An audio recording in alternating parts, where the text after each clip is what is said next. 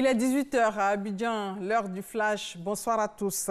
Il y a eu un conseil des ministres ce mercredi. Le gouvernement s'est prononcé sur la situation des déguerpis de Cocody-Danga. Une situation que le gouvernement a déplorée avant d'indiquer qu'il ne tire aucune fierté à voir des Ivoiriens dehors. Sur les 44 familles qui ont accepté les mesures d'accompagnement, 38 ont effectivement perçu 1 million de francs CFA. Le Conseil a aussi décidé de créer la Commission nationale de la famille, de reconduire la mesure de suspension de l'exploitation de la ferraille.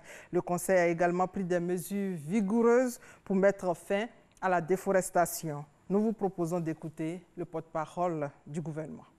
Comme vous le savez, la famille, c'est l'unité de base, c'est la cellule primaire de la vie sociale.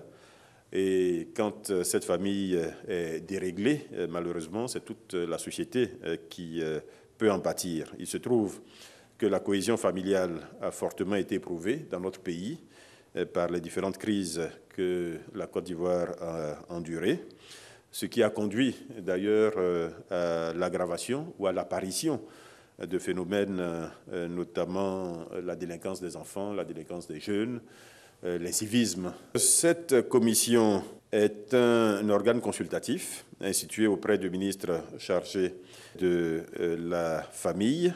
Elle a principalement pour mission de proposer au pouvoir public des recommandations sur toute question relative à la famille, sur les plans social, économique, environnemental, culturel, etc., dans la perspective de mettre la famille justement au cœur des institutions sociales devant aboutir à la construction de la nation ivoirienne et en particulier de la construction de ce que nous appelons l'Ivoirien nouveau. À 20 h, nous reviendrons largement sur ce Conseil des ministres. La 53e Assemblée annuelle de la Banque africaine de développement en Corée du Sud s'est ouverte ce mercredi. Le thème retenu pour l'édition 2018 est « Accélérer l'industrialisation de l'Afrique ». Des séminaires, ateliers et panels de haut niveau se tiennent sur place. Et hors de nos frontières, en Mauritanie, le gouvernement suspend le salaire des médecins grévistes.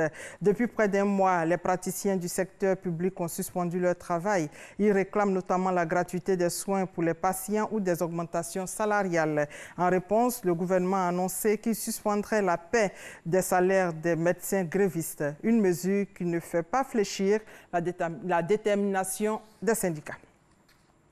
Le président du Rwanda, Paul Kagame, reçu ce mercredi par Emmanuel Macron à l'Élysée pour la première fois depuis 2011. Un tête-à-tête avec son homologue français, Emmanuel Macron donc. Une rencontre sur fond de relations complexes, comme le dit la présidence française, depuis le génocide de 1994 au Rwanda. Kigali a accusé Paris d'y avoir participé. C'est la première fois depuis 2011 donc, que le président rwandais a rendez-vous à l'Élysée. Le sommet historique prévu le 12 juin à Singapour entre le président américain et le dirigeant nord-coréen est toujours incertain. Donald Trump, qui recevait ce mardi le président sud-coréen à la Maison-Blanche, a déclaré qu'un report de la rencontre était possible. Et voilà, c'est la fin de ce flash. On se retrouve à 20 h. Merci de votre fidélité, mais avant, l'info régionale.